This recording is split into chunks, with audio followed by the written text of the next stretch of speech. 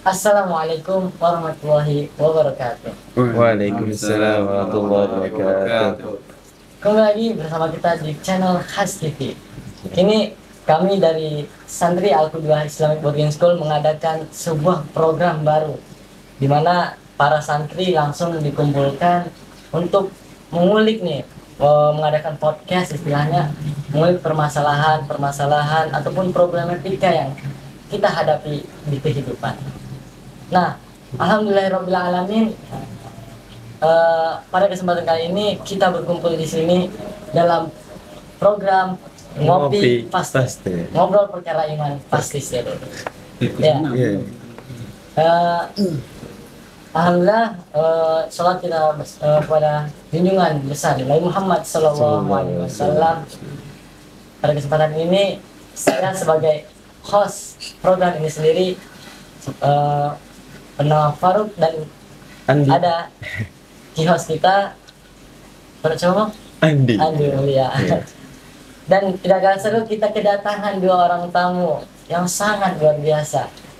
Yang pertama mungkin Ananda Muhammad Zulfan Al-Hena Sukoco. Beliau adalah orang yang sangat luar biasa menurut kita semua, karena selain pemahamannya tentang Al-Quran, beliau telah menuntaskan hafalan sebanyak 30 juz. Beliau ini sampai dijuluki Google Al-Quran. Oh, Google Al-Quran ya. Ya. Mungkin langsung saja kepada tamu undangan kita yang kedua. Ini adalah Ananda Muhammad Abi Barefawada. Beliau Masya Allah jauh-jauh berjihad dari kampung halaman Tasikmalaya, Bang. Tasikmalaya, betul. Betul sekali. Tapi nyantri di sini sudah berapa tahun, Bang? Sudah alhamdulillah 2,5 tahun, hampir mendekati 3 tahun. Insya Allah bulan depan kita lulus. Amin. Insya Allah.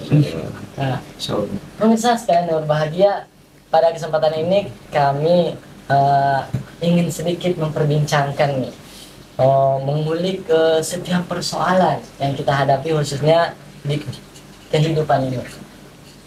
Mengenai apa yang akan kita sampaikan, tentunya kita memiliki landasan ya, struktur pemikiran yang harus bisa dipertanggungjawabkan. Dan kita kebetulan sebagai alhamdulillah seorang muslim tentu memiliki prinsip itu, dasar itu sendiri. Apa itu? Sebagai landasan yaitu Al-Quran. Al-Quran, betul sekali. Mungkin langsung saja ya kita tujukan kepada kedua tamu undangan kita nih, karena beliau Masya Allah seorang dua orang pakar-pakar yang Insya Allah Bukan pakar, lebih tepat pemikir. Pemikir. Karena menjadi seorang pakar. Ya, karena memang kita dianugerahi oleh Allah Subhanahu wa taala dengan pikiran dan ditugaskan untuk menggunakannya. Betul. Pertama nih, di ma'had kita, di sekolah kita sendiri, guru kita sering menyampaikan ya Bang, menyampaikan bahwa ketegasan beliau terhadap tadabbur itu sangat ditekankan kan. Betul. Tadabbur kita terhadap Al-Quran. Mungkin ini kata yang orang sudah tidak asing lagi. Cuma kita minta nih dari kedua tamu undangan kita, menurut beliau-beliau sekalian, gimana nih? Mungkin dari Bang Abi, pendapatnya, pandangannya terkait apa itu sebenarnya tadabbur, dari apa yang dipahami. Oke. Bismillah. Mungkin alhamdulillah saya selama 2,5 tahun ataupun 2 tahun, hampir mendekati 3 tahun di sini. Iya. Kiai kami yaitu Ustaz Amang Syafruddin selalu menekankan dengan mengajarkan kita dengan sistem pembelajaran yaitu tadabbur Al-Quran. Yang mana tadabbur sendiri yang saya pahami, kita mengulik ataupun mengkuliti Al-Quran dengan apa yang kita pahami.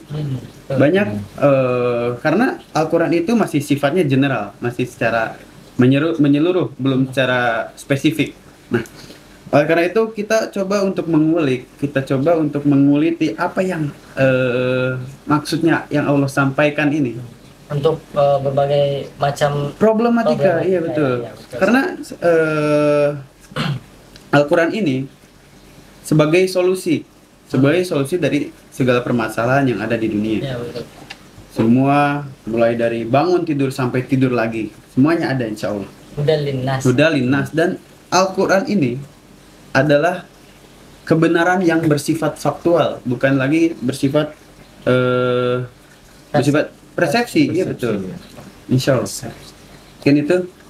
Mungkin dari Mamul sendiri ada nih penasaran tentang apa yang ingin disampaikan ke tamu kita, karena kita kebetulan Masya Allah beri kesempatan didampingi oleh para beliau.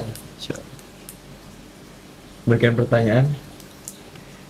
Jadi kalau untuk ini kan kalau tadi kita membahas tentang tadabbur Al-Quran. Kalau tadabbur Al-Quran itu cara menerapkannya kepada masyarakat itu caranya bagaimana? Kira-kira? Oh mungkin lebih apa ya?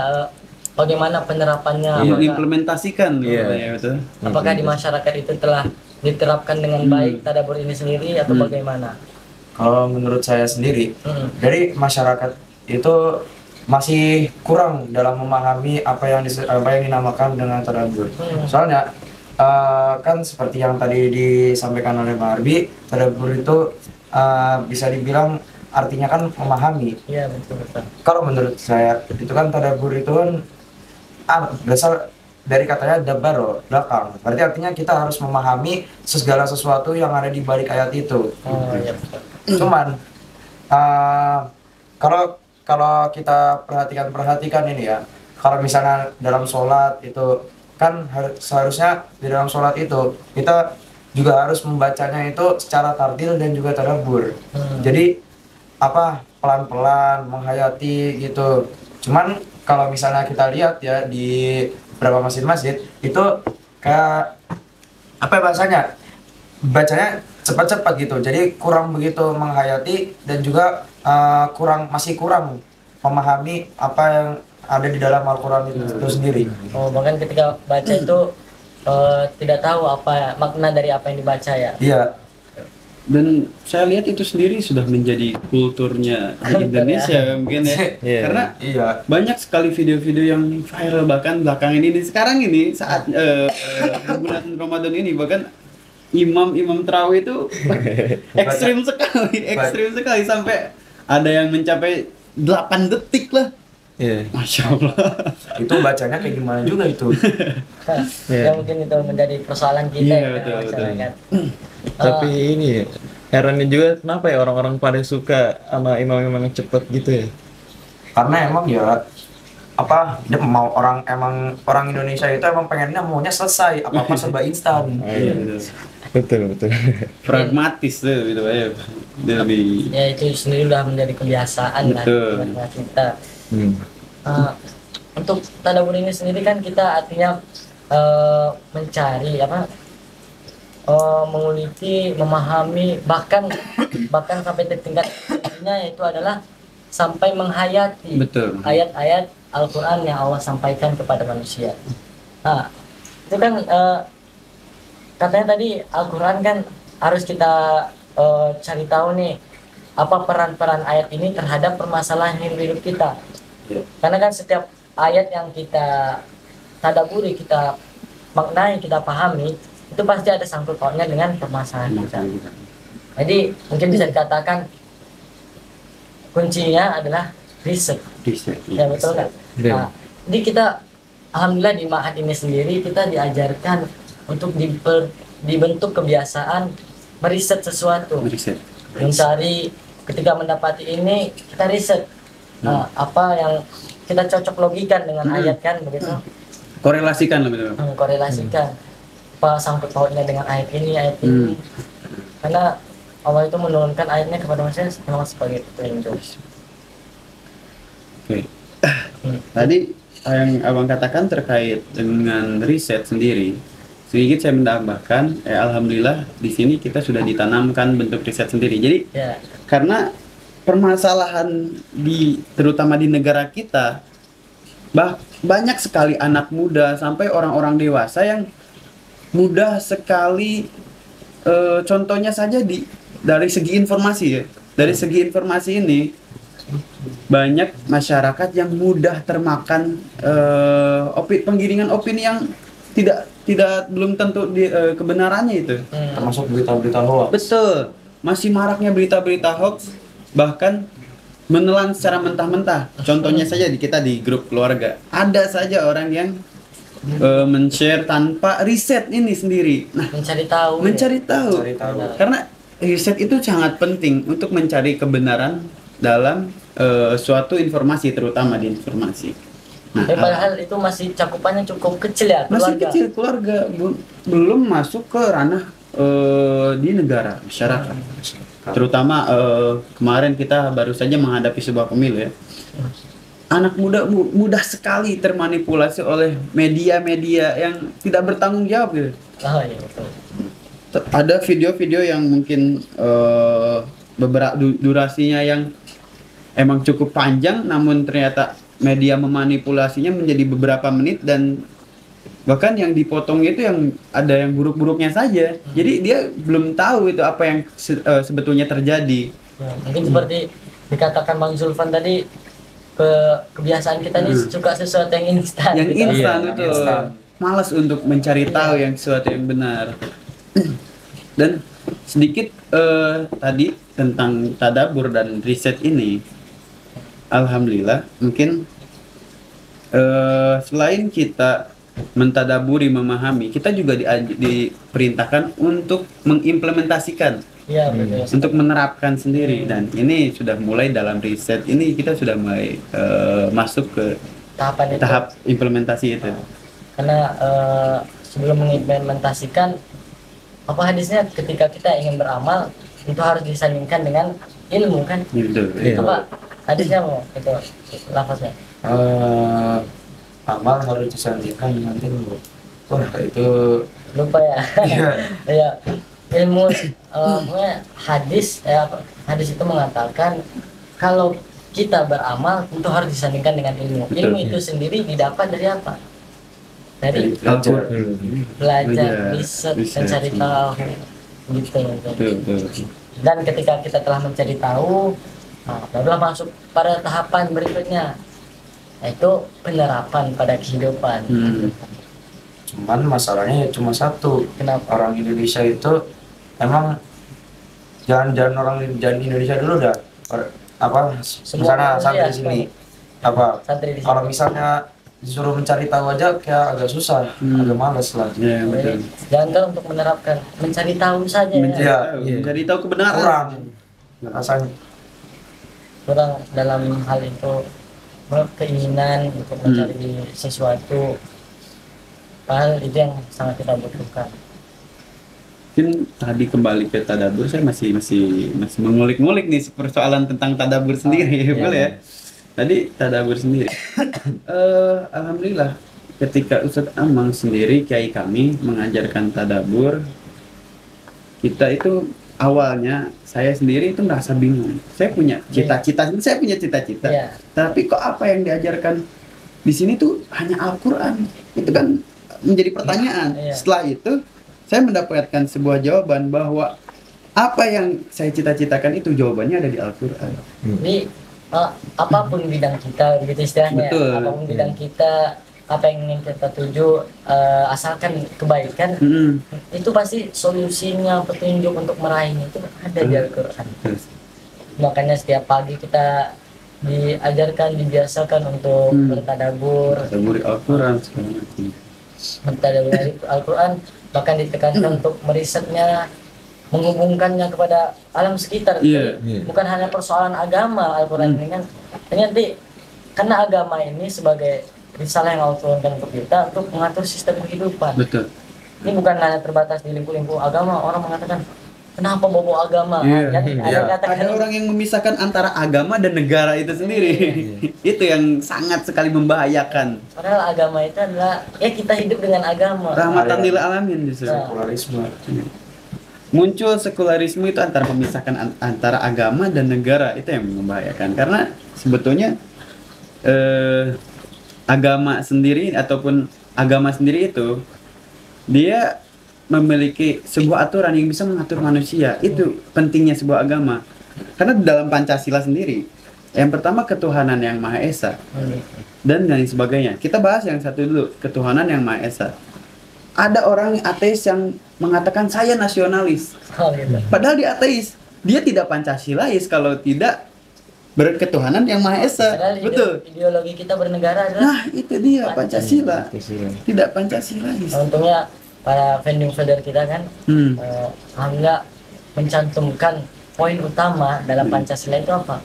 Ketuhanan yang Maha Esa. Betul. Dalam artian beragama. Iya. Berarti artinya orang ateis itu tolak di Indonesia. Betul, betul.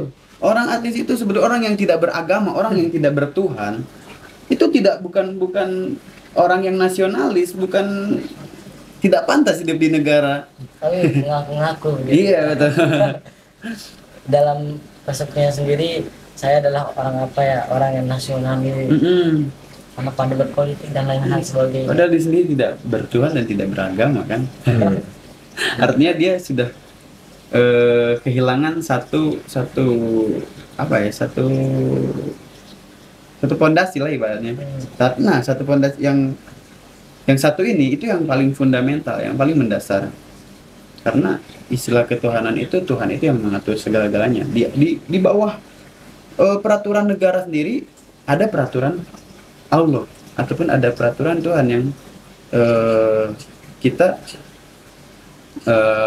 kita laksanakan di dalam agama sendiri. Di dalam agama. Dan tentunya mungkin kita sebagai orang beriman harus mempercayai hal ini ya, kewajiban kita untuk mentadaburi, memikirkan Al-Quran. Bahkan Allah memberikan sedikit sindiran begitu. Mungkin ada di salah satu ayatnya, mungkin surah rumah, surah Sad ya ayat yang beberapa waktu lalu pernah kita tadaburi bersama Ustadz Amang guru kita. Mungkin apa lafaz ayat Bunyinya seperti bunyinya? A'udzubillahi minasyaitonirrajim. Bismillahirrahmanirrahim. Kitabun anzalnahu ilaika mubarakal liyadabbaru ayatihi wa liyatadzakkara ulul albab. Yang berarti Al-Quran ini adalah kitab yang kami turunkan kepadamu Nabi Muhammad yang penuh berkah supaya mereka menghayati ayat-ayatnya dan orang-orang yang berakal sehat mendapat pelajaran. Oh, ini sebenarnya diksi dari ayat ini sedikit menyindir gitu ya. Bahwa kan Allah mengatakan di penghujung ayatnya agar orang-orang berakal sehat ya, berakal sehat mendapat pelajaran begitu. Jadi kebalikannya nih kita alihkan, berarti orang yang tidak mendapat pelajaran bahkan tidak ingin mengambil pelajaran dalam Al-Quran, bahkan sampai pada tingkat tidak ingin menghayatinya, berarti dapat dikatakan itu adalah orang-orang yang akalnya Yang akal sehatnya udah perlu dipertanyakan. Ngomong tadi terkait bukan kenegaraan. Karena banyak orang yang memahami, orang yang bisa paham Al-Quran, bahkan dia bisa mempraktekkan dan mengimplementasinya, dianggap orang radikal. Ini sebuah permasalahan yang terjadi bahkan di negara juga dianggap seperti itu. Anti-Islam itu sangat sekali menjadi fobia itu masih. Jadi ketakutan jadi ketakutan. Maaf. Dan kalau menurut saya yang jauh lebih radikal itu orang yang tidak beragama justru. Orang yang tidak beragama. Dia menganggap semuanya itu atas kehendak dia. Iya, atas kehendaknya dia sendiri.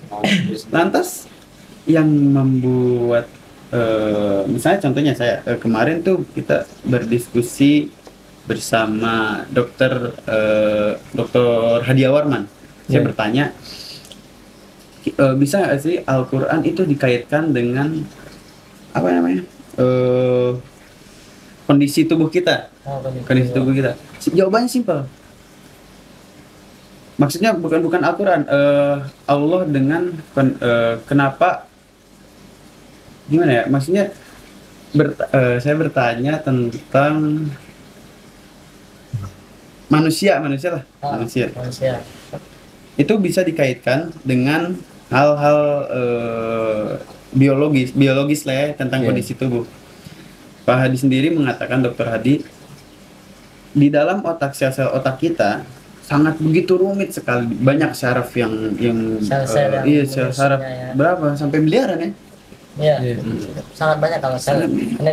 Kalau misalnya sebanyak itu tidak ada yang menciptakan, lantas siapa yang apa terbuat dari mana gitu kan? Iya. Sebanyak Iya. itu, sebanyak itu. Kan apakah udah ada bukti manusia bisa menciptakan itu? Nah, iya Iya. sih. Nah, makanya Bahkan manusia bisa menciptakan teknologi masih ada kekurangan, masih ada kekurangan. Begitu perfect, yang begitu sempurnanya ya. ya, kan gitu. Nah, terkait apa namanya tadabur ini sendiri, tadabur dan riset yang telah kita bahas, mungkin yang seperti yang disampaikan Bang Zulfan tadi ya. Kalau kita mayoritas emang mungkin sedikit kurang dalam penyerapannya, mengaplikasikannya untuk memahami Al-Quran. Mungkin dari apa yang kita dengar dari guru kita, banyak orang yang hafal Al-Quran. Iya. Namun ujung-ujungnya apa? Mereka menghafal Al-Quran, hafalnya banyak, bacaannya bagus. Insya Allah pasti itu ada kebaikan. Tentunya ada kebaikan, dapat pahala dan lain sebagainya. Tetapi alangkah ruginya, gitu. Yang seperti yang disampaikan guru kita, alangkah ruginya bila Al-Quran itu sendiri banyak dihafalkan, namun tidak dipahami. Apalagi sampai pada tingkat dihayati kan tadabur itu sendiri. Jadi kekurangan kita sebenarnya di situ. Makanya kita di setiap paginya dibiasakan oleh beliau untuk apa istilahnya, untuk dihadapkan pada media tulis, begitu kan? Media tulis, melakukan riset sekaligus mencatat apa yang kita pahami dari apa yang beliau sampaikan. Ini bentuk pembiasaan tadabbur. Lebih tepatnya literasi. Literasi itu sendiri. Berat, kita berbicara tentang literasi, Bang. Literasi itu mungkin Bang Mulya bisa apa menurut Abang literasi itu sendiri? Menurut saya literasi. Kan ini literasi adalah sebuah ungkapan yang bahkan sudah banyak diketahui banyak orangnya. Menurut Abang gimana literasi itu sendiri? Dan literasi sendiri itu tidak hanya membaca, bahkan menulis itu termasuk literasi juga. Iya. Kalau Bang Zulfan gimana, Bang? Literasi. Kalau menurut saya sendiri itu ya sama sih, literasi itu juga tidak hanya membaca, menulis, tapi kita bagaimana caranya menyampaikan suatu informasi atau kata-kata kepada orang lain dalam bentuk media Berarti apapun. kita ini berdialog seperti ini termasuk literasi sebenarnya. Iya. Karena dari apa yang beliau sampaikan bahwa literasi itu sebenarnya kehidupan. Iya. Setiap kita menjalani hidup, di situ kita ada literasi. Nah, karena itu beliau mengistilahkan makna dari literasi adalah kemelekan. Iya. Kemelekan. Jadi kita melek nih, terbuka, mata kita terbuka, artinya dalam artian terbuka keinginannya untuk melakukan sesuatu hal. Dalam artian bahasa literasi tadi, mencari tahu, mencatat, berbicara, Cara kita menyampaikan berarti. terbuka. Jadi ketika orang mendengarkan sesuatu penyampaian, misalnya kayak ceramah, dia mendengarkan dengan seksama, berusaha memahami apa yang dikatakan, itu sebenarnya berliterasi. Betul. Ya, ini dia sampai. Dan angka literasi di Indonesia ini sendiri mungkin cukup kecil ya. Cukup kecil ya. Karena di era globalisasi ini justru buku ataupun bacaan-bacaan yang mungkin itu lebih kalah dibanding video TikTok dan game online kan ya. Itu sudah sampai pada tingkatan ya mungkin tidak bisa dikontrol kalau udah game online ceritanya. Iya betul. Game online segala ada. Untuk literasi sendiri, nah kita kan dibiasakan nih untuk setiap harinya. Jadi ada 3 konstruksi utama nih yang kita dibiasakan di pesantren ini. Beliau sangat tekankan. Yang pertama tadi ada tadabur, tadabur. Terus ada riset, beriset, mengaitkannya terhadap kehidupan kita, alam dan sebagainya. Kemudian yang terakhir adalah literasi itu sendiri. dan beliau sampaikan bahwa memang literasi tertinggi kan tadi diistilahkan sebagai kemelekan ya, melek, Kemelekan, betul. melek. Literasi tertinggi itu adalah literasi hati. Tersiapin. Jadi apabila hati telah mampu berliterasi, artinya telah melek, itu terbuka untuk menerima ataupun untuk mengolah sesuatu yang ia dapatkan, itu tingkatan tertinggi. Apabila ia mampu mengolahnya dengan baik, itu disebut dengan literasi yang baik. Misalnya contohnya, seperti nabi-nabi kita terdahulu, apa yang beliau syiarkan kepada umatnya kan adalah kebaikan, karena berlandas dengan firman Allah, apa yang Allah sampaikan gitu. Tapi seharusnya umat yang menjadi tujuan penyampaian itu mampu berliterasi, menerima informasi itu dengan baik gitu kan. Tapi sayangnya karena faktor utama hati yang tidak mampu berliterasi, tidak terbuka untuk menerima kebenaran itu. Oke Bang, ngomong-ngomong soal kita tuh berbicara soal pendidikan. Soal pendidikan kita. Ya. Saya malah ingin balik bertanya nih kepada abang semuanya. Gimana? Menurut abang jauh lebih penting mana soal gizi apakah lebih penting gizi ataukah soal pendidikan, Bang? Karena kalau yang saya ketahui itu investasi jangka panjang untuk mencapai Indonesia maju itu yaitu pendidikan sendiri, karena yang menjadi problematika di Indonesia rendahnya pendidikan. Literasi terutama, literasi itu bagian dari komponen pendidikan tersebut.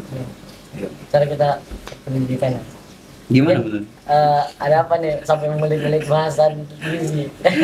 Mungkin ada sedikit. Jadi kita tidak ada menyinggung salah satu pihak, kita masih ada pertanyaan saja. Mungkin kalau dari segi gizi memang penting. Jauh penting juga penting. Cuman ada yang jauh lebih penting. Kalau aneh sendiri ya, kan gizi itu memang sih menunjang efektivitas kita bekerja apa segala macam. Tapi dibalik itu semua, bahkan Allah menekankan di ayat Quran itu sangat banyak tentang perintah untuk berpikir. Afala ta'qilun, artinya Apakah kalian tidak berpikir? bro, ada lagi pada penghujungnya afala tafakkarun. Iya. Afala tatafakkarun. Itu apa? Tidak mentafakuri, memikirkan ayat-ayat Al-Quran dan sekitarnya. Itu kan berpikir itu adalah salah satu konstruksi mendasar dari sebuah pendidikan, begitu kan? Sementara ini yang sedikit dikendorkan, apa ya, kebijakannya ini untuk menyampaikan, untuk sampai pada satu tingkat kekuasaan, begitu kan? Pada aspek ini sedikit dikendorkan, agak sedikit diabaikan, begitu. Bahkan lebih ditekankan pada nasi misalnya. Misalnya nasi itu apa? Kita setelah makan keluar udah dari kotoran. Walaupun nanti misalnya juga berdampak pada kondisi tubuh kita dan lain sebagainya. Tapi ada istilah mengatakan kenyang sama dengan bodoh. Kenyang sama dengan bodoh. Ketika kondisi perut kita kenyang, maka otak kita akan melemah. Kan munculnya sebuah lelah, capek gitu kan. Akhirnya kita istirahat, tidur, malas-malasan. Dan tentu pertimbangannya dari kedua ini pendidikan dan dalam kata lain gizi, itu sebenarnya gini, orang memberikan, kalau dari pemahaman kita yang tentu saya tidak paham lah mendalam akan hal itu, cuma kan kita boleh menyampaikan pendapat. Karena ini negara demokrasi, ini negara demokrasi. Bukan negara kekuasaan. Koreksi bisa nanti. Cuma dari apa yang kita pahami bahwa kalau masyarakat ini dibiasakan untuk diberi begitu saja, diberi dalam bentuk materi, jadi sistemnya itu akan berputar di situ ya, beri terima, beri terima, jadi nggak ada pengolahan. Nggak ada usaha. Nanti muncullah kemanjaan gitu kan, karena nggak ada usaha lagi. Muncul manja dan akhirnya berketergantungan itu. Misalnya masyarakat ada sebuah bantuan sosial, bansos ataupun bantuan langsung tunai. Bagaimana cara mengelola uang tersebut? Bagaimana cara agar misalnya tidak apa sih, tidak berketergantungan lah ibaratnya, tidak ketergantungan. Jadi muncullah masyarakat yang mandiri. Nah di situ ketika masyarakat mandiri, SDM mulai berkembang. Iya. Tidak ada ketergantungan lagi, mudah-mudahan. Iya, betul. Gitu sih. Jadi nanti ketika salah satu pihak penyedia misalnya dan kan tanda kutip bermasalah untuk berkendala untuk memberikan gitu kan, jadi mana nanti keteteran gitu bahasanya kan. Siapa yang bisa memberikan? Namun lain halnya jika yang sangat ditekankan itu adalah pendidikan. Betul. Karena ketika tidak ada yang memberikan, bukan lagi bergantung siapa yang bisa memberikan, tapi berpikir saya harus memberikan. Iya. Itu berusaha untuk mencari sesuatu yang dia butuhkan dengan kemandirian. Betul. Jadi kembali ke pendidikan. Di negara kita itu anggaran pembangunan negara jauh lebih mendominasi ke arah infrastruktur pembangunan dibanding infrastruktur pendidikan, infrastruktur kesehatan ya. Karena yang jauh lebih penting menurut saya, jauh lebih penting itu adalah pendidikan sendiri. Jika nanti terjadinya di misalnya 5 tahun ke depan ini Indonesia cukup berkembang dari segi pembangunan, infrastruktur pembangunan, tapi dari pandangan sumber daya manusianya, dari segi sumber daya manusianya jauh malah lebih rendah kan, karena kurangnya pendidikan tersebut. Oleh karena itu kalau saya berpendapat ya alokasi anggaran itu disamaratakan lah, tidak ada kemunculan kesenjangan sosial lagi karena masalah pendidikan tadi. Mungkin itu ya beberapa hal yang bisa kita kulik ya. Betul. Pertama ada masalah tadabbur, karena kita ini mentadaburi sesuatu yang menjadi landasan kita berpikir, yaitu hudan, petunjuk yang Allah berikan kepada manusia. Kedua adalah bagaimana kita merisetnya, menghubungkannya kepada kehidupan kita. Kemudian ada namanya literasi. Jadi ketiga komponen ini ada satu untuk membentuk, ya itulah tujuan kita di Mahat ini. Guru kita berusaha untuk menjadikan santri-santrinya itu mampu untuk berpikir dengan benar dan mengaplikasikannya melalui kebiasaan-kebiasaan. Mungkin segmen pertama kita dalam acara kali ini. Kita harus lanjut pada segmen kedua. Ya,